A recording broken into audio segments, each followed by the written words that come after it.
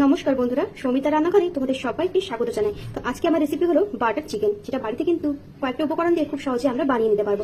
তো চিকেনের এখানে আমি কিছু উইথ বোন পিস নিয়ে নিয়েছি, পিসগুলো কিন্তু একটু বড় বড় রেখেছি। তো চিকেনটাকে প্রথমে এখানে ম্যারিনেট করব।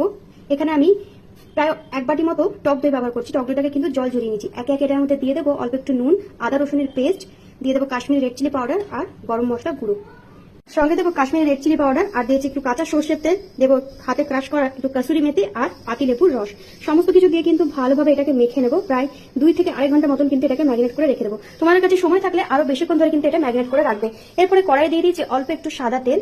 এবারে গ্রেভিটা বানানোর জন্য এখানে আমি 3টে মতো গোটা টমেটো স্লাইস করে কেটে নিয়েছি। এটার মধ্যে দিয়ে দেবো টুকরো করে কেটে রাখা পেঁয়াজ, আর দিয়ে দেবো একটু গোটা গরম মশলা গুঁড়ো, এলাচ আর দারচিনি আর লবঙ্গ, আর আগের থেকে আমি কাজু ভিজিয়ে রেখেছিলাম সেটাও কিন্তু দিয়ে দেবো। সমস্তটা একটু ঢেকে ঢেকে ভালোভাবে কিন্তু রান্না করে নেবো। আর দিচ্ছি 1 চামচ মতো কাশ্মীরি রেড চিলি পাউডার, অল্প একটু নুন, অল্প একটু জল অ্যাড করে সমস্ত কিছু কিন্তু ভালোভাবে একটু সেদ্ধ হওয়া অবধি অপেক্ষা করবো।